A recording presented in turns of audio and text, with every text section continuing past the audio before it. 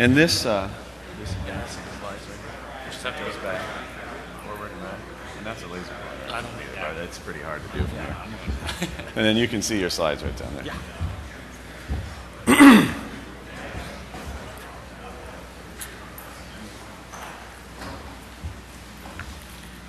All right, good morning, everyone. Let's get started.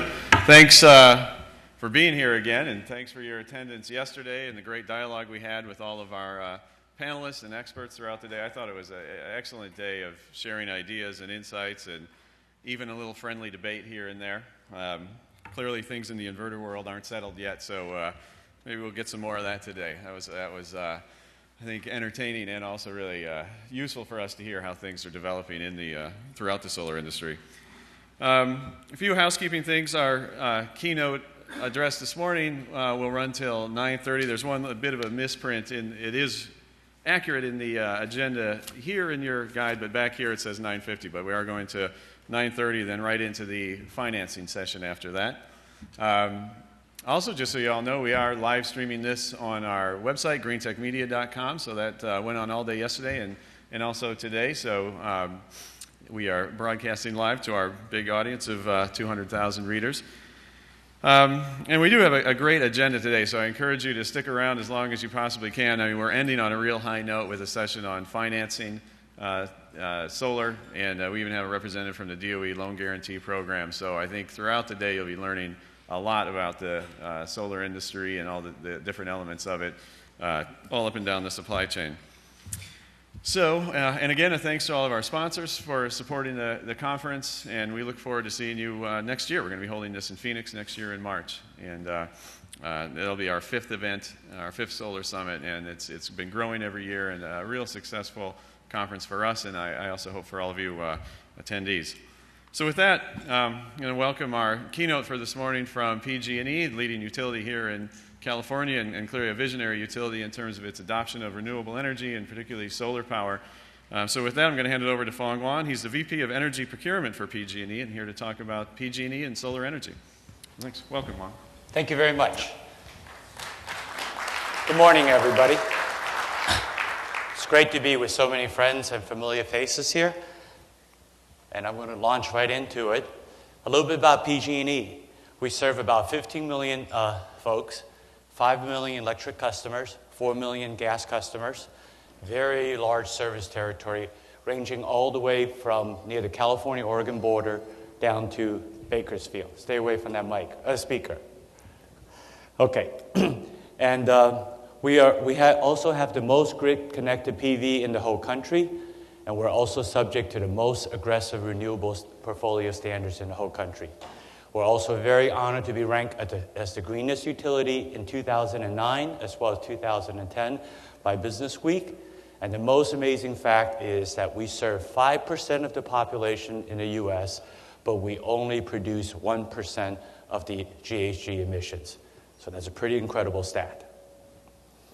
A little bit about my portfolio. I oversee the purchase and the dispatch of this portfolio. In 2010, over 57% of our portfolio is GHG free, of which you can see the dark green is renewable according to the California law. Then we also have a very large hydro system. Then we also have a very successful nuclear plant. So over 57% is GHG free. If you go over to the right side of the chart, you will see that is the renewables that we have coming online. And it's about almost 9,000 megawatts, of which a lot of wind, a lot of solar PV, and a lot of solar thermal. And we're going to go right into that today. Let's take a look at the projects we have taken on.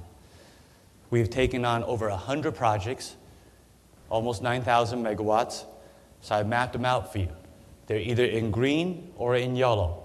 And the size of each of the circles represents the size of the projects.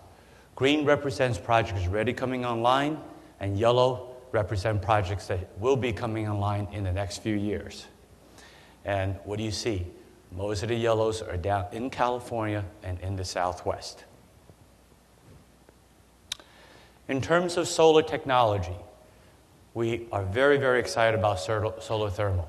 Over 50% of our contracts are with solar thermal, and then most of the others are either in thin film or crystalline silicon. If you're interested in doing business with us in the renewable sector, we have lots of opportunities for you. And you'll see that I've mapped this out on the x-axis from 1 to infinite number of megawatts. We have the California Rooftop Solar Initiative program, which is up to 1. The solar hot water heating program, which is also up to 1. If you want to do self-gen at your site, it's also up to 1 megawatt. If you want to do net energy metering at your home, it's also up to 1 megawatt program. We're in the process of expanding the feed-in tariff in California up to 1.5. And the California PUC Commission is asking us to implement what's called a renewable auction mechanism, which is really another form of feed-in tariff that's also from 1 to 20 megawatts. We run annually our RFO. If you're interested, our RFO is coming up in June, in which we look for utility-scale solar projects, and it goes as high as 500 megawatts that we have signed so far. We're also interested in more PVs in the 1 to 20 sector, and we're also interested in utility ownership of PV programs that can go beyond 20 megawatts. Let's take a look at what's changed in California over the last few years. This represents all the offers the 3 utilities have received over, 7 years. You can see at the beginning, there wasn't as much offers. In the last 3 years, it's really taken off. And what's really jumping out here is the color yellow. That represents solar offers that we have received in the last 3 years. It's a significant jump. So the solar business is really taking off in California. Let's take a look, where are they? Another way to look at this is the interconnection request with the California Independent System Operator. I put down the 3 utilities. You can see photovoltaic is at the top of the list with an interconnection request of almost 19,000 megawatts, far exceeding the natural gas interconnection request of 10. Wind is only at 12. Then you also see solar thermal as almost 8,000. Everything else almost don't matter.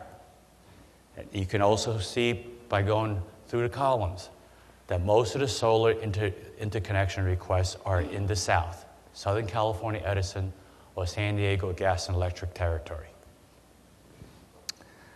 This makes sense because, as most of you already know, looking at the solar radiation, our solar exposure, we have some of the best solar radiation throughout the country in California, Nevada, and parts of Arizona. This is a PUC chart. It's a data chart from 2009. I've taken out the dollars on the x-axis to really illustrate my point. What the PUC said in 2009 is that photovoltaic is really, really expensive, way out to the right, as you can see. My challenge to you is to take that arrow all the way to the left. If you can take it all the way to the extreme and take it below wind and combine gas turbines, that's our goal. I'm cheering for all of you to be successful because your success is what leads to lower customer costs for us. The 3 types of photovoltaic solar projects. One is what I call the distributed photovoltaic on rooftops, utility scale photovoltaics, and the last is utility scale solar thermal. Let's take a look at the pros and cons from our perspective. Distributed PV, it is expensive to go rooftop by rooftop. Utility scale PV, you don't need water, and it's easier to fit the contour of the land to get community buy-in as well as environmental impacts. However, it's also very large footprint.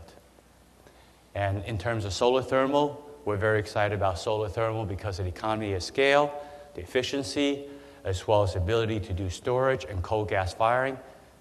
Major downside is the use of water and large footprint. What kind of renewables do we want? First, we want a whole portfolio of all the technologies. But I wanted to leave you a few points. If I was to compare geothermal and biomass versus intermittent renewables like solar and wind, I would say I prefer forecastable output. It's much easier for me to manage. In terms of wind versus solar, I would say I like solar because it fits the profile of our customer demand in California much, much better. To compare solar thermal versus solar PV, solar thermal has more desired capabilities, as well as the ability to balance the grid better. In terms of the PV, siting is easier, and there's no question you guys can deploy them faster. We already seen that in California. In terms of thin film or crystalline PV, I really don't care, as long as you bring the cost down. So that's my ask of you. What have I learned in the last several years about PG&E's renewable program? Number one, we started thinking this is a California-centric program. Yes, we knew the Germans had the feed-in tariff, but we mostly focused in California. That's not the case. It's very evident this is a worldwide program. What happens in Europe, what happens in Asia, whether demand or supply, all impact what we do here. Second is that demand is increasing rapidly in the U.S., not only in California. About 38 states all have renewable mandates or regulation. And the last part is solar PV developers are popping up everywhere. And every day there's a new company, there's a new capable team, and it's very exciting to see this. How have we done in California? I show you a bar chart for all the utilities. The dark blue represents the cumulative projects coming online or megawatts coming online each year. The light blue represents each year's incremental megawatts. You can see the light blue has been taking off as well as the total column. We are on our way to be very successful. Challenges that we have seen. I listed some of the challenges. I know most of you are very familiar with them. On the project level, there's permitting, transmission, financing. Some of you face technology challenges. Some of you may have better developers than others. On a portfolio basis, we all face some of the same challenges. Some of it is the large-scale transmission projects that needs to be built to be taken out to the desert. And some of them is my problem as well as yours, is how to integrate the system in the long run for the intermittency. And the third is we're all in this business of global competition. And it's very, very fascinating and interesting to watch. It is very hard to understand California. And raise your hand if you're new to the California market. Okay, we've got a couple people. This is what you need to understand. This is not even a complete picture. All the regulations, all the issues, you need good developers who understand the regulation. Because it's not just the PUC, not just the California Energy Commission, not just the ISO. You have to keep an eye on the legislature. We're going to have the 33% renewable bill passed in the within March, I bet. I believe our governor is going to sign it. And we also have multiple stakeholder planning process for the grid. And you have to also watch out for the federal level in terms of land, in terms of preservation efforts. The list just goes on and on and on. You need to be really knowledgeable and watch all the fronts. The intermittency. Scott, I'm taking a chart from Greentech Media, August 2010. This is your own two graphs. The article is the 15 PowerPoint slides that shook the earth. On the upper portion is Tehachapi wind over a 1-month period. This looks like a random variable if you've ever seen one. There's no predictability on wind from day to day. People will show you averages. Averages lie in terms of how to operate the grid. Then I also show you on the bottom a 4-megawatt Arizona photovoltaic project. This is measured in every 10 seconds. Averages also lie. There's a lot to control on the grid. And I'll show you one of my projects. I have a 2.4 megawatt project at Vaca-Dixon, which is in Solano County in California. I'm only able to measure that every 15 minutes. Look what happened last June. Some cloud cover came by, and I went from 2 megawatts to 1 over the peak hours, instantly. Very challenging to manage. I want to give you some preliminary conclusions. Is that California's demand for renewable will continue to grow. We are going to continue to need all of you. And I really believe that solar is going to play a critical role because it matches the demand profile. My challenge is how to, twofold, the intermittency that you saw, as well as solar misses our peak demand by about 2 to 4 hours. Northern California's peak demand starts about 3 to 4 p.m. and ends about 7 p.m. Southern California is a little earlier and a little longer. And third point is that PG&E and the other utilities are all making real good progress. And you already know on the fourth point is that the new projects face a lot of development challenges.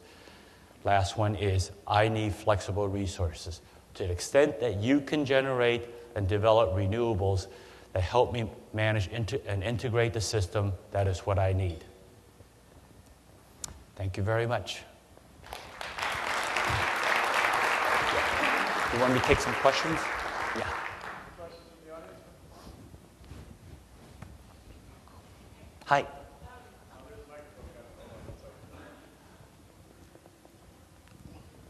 I'm wondering what role do you see utility-scale storage playing in integrating renewables to the grid, and what challenges are difficult for PG&E to overcome and the developers of the storage projects to overcome? Okay. I think storage is critical. There's a few storage efforts that I can think of. Help me out here. One is pump storage. And PG&E already has one of the most successful pump storage in the U.S., 1,200 megawatts at Helms pumping. And we are in the process of asking for 2 preliminary FERC licenses for additional pump storage. Second is compressed air. I think compressed air is very fascinating, but it's going to take years to be developed. We are one of the 2 utilities, the other one's PSEC, to have received a DOE grant to develop compressed air. Molten salt that comes with CSPs. I think that's very fascinating. I've seen it work in Spain, and I hope we can make it work here in an economical way. Batteries.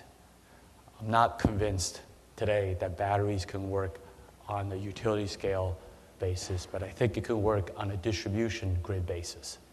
So anything, technology development, or any investment any of you want to make, we welcome that.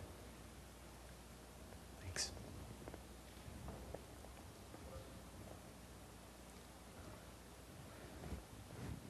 He works for me. Okay. No, not this.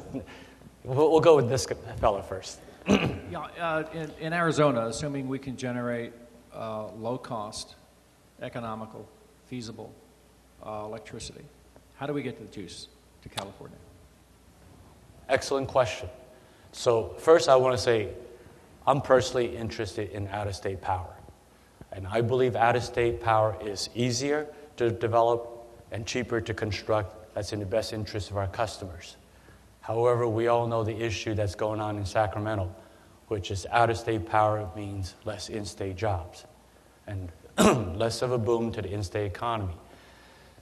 SB X2, the bill in front of the Assembly that's going to go out for a vote, it already passed through the Senate, has a provision that says only 25% of the power I buy can come from out of state. And the language, you got to look into detail, says it's 25% of each year's purchases, not the cumulative number. So it makes it much harder for me to get the numbers exactly right. For you to be not counted in the 25%, there's a few provisions that provides for your project to count as a 75%. That would be dynamically scheduled or directly interconnected to the ISO or a pseudo tie into the ISO. So my suggestion for all of you is to work very hard with the ISO to see how you can get that to happen. Otherwise, you're in the 25% bucket, and the competition is far stiffer on the 25% side. We'll let Michael ask a question. Fong, I think Greentech Media presented yesterday that the big driver for PV growth in the U.S. is expected to be the utility sector. So do you think the utilities are going to live up to the market's expectation and deliver? Well, I believe the big growth market is in the utility sector. And, you know, as I go from house to house, neighborhood to neighborhood, that's hard to really scale up. I recently spoke at First Solar's management retreat, and there were only a few messages I gave them. One is that I can't be your biggest customer and only customer. You have to find 10 of us. You have to grow elsewhere, because for companies as large as First Solar and for the gigawatts of manufacturing capacity they're planning to bring online, it has to be a worldwide market. It cannot be from house to house. You have to diversify your portfolio, not only California, Arizona, Nevada, but the rest of the world. And the way to do that is to bring your costs down. And I showed you the chart with each of the bar costs. You have to be prepared sooner or later that the subsidies, whether it comes from California or comes from federal, they're going to disappear. You have to be able to take on a gas-fired simple cycle. The way to think about this is that if you can compete at, let's say, $4 or $5 gas, a heat rate of, let's call it 8,000, 9,000, and if you use a carbon adder of $30 or $40, if you can make the numbers work, then you have broken through the barrier, you have come to true grid parity, and you can compete with anybody. That's the way I think about it. So ultimately, you have to get there.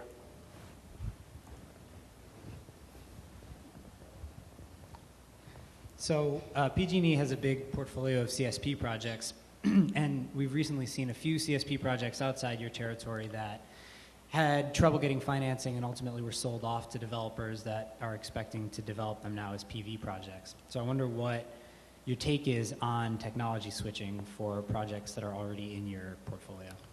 Well, if you go back to that chart,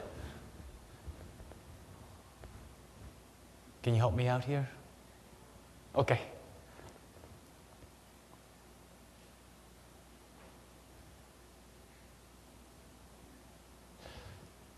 Excellent question. What this gentleman is saying is that some of PG&E's projects, and originally we signed them as CSP projects. And since then, some of the projects have been sold, and a few more. Yeah, there it goes. Hold on. Okay. This is what I believed 2 or 3 years ago. I believe PV did not have a chance to come down and beat CSP. And obviously I'm wrong. As we stand right now, PV can beat CSP on simple cost basis. But that's a snapshot in time. We can all be wrong again. Who's to say 2 years from now these bars won't move? So my decision on how to amend the contract or how willing I am to reprice a contract depends on this snapshot in time, what is the best economic decision for our customers. And if someone can come in and say, I will give you a price reduction off your CSP project, depending on what I have in the portfolio, I may be willing to say yes.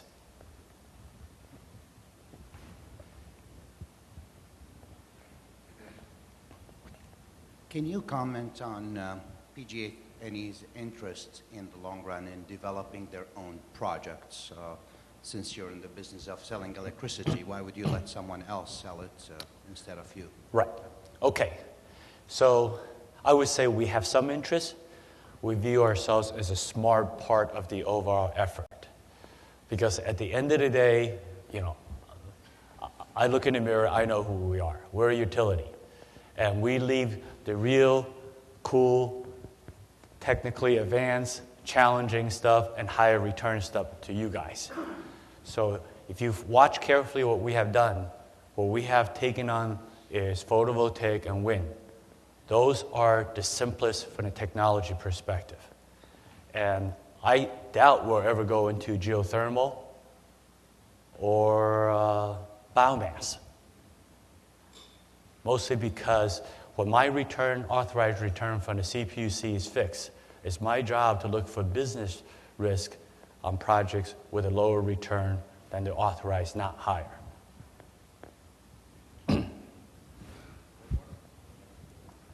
Yeah, good morning. I wanted to get a sense of what was PG&E's take on CSP with natural gas co-firing to avoid the intermittency problem that you've mentioned in your talk. That's already been proven with the SEG projects in Southern California, and that was from the previous era in which there were QF contracts, right? So we know it could be done. And what we hope we can do, rather than having new QF projects, is that we can actually dispatch natural gas and fire to supplement the solar, with solar output being the primary and the most important output. And that's something we're very interested in doing. And the challenge here may be whether they fit within the guarantee DOE loans, or can you get the right cost of capital for the conventional parts of the power plant or the block, rather than get them all financed as renewable projects, which would have higher cost of capital. We're working with several developers on that. Turn it back over to you, sir. Yep. All right. Thank you.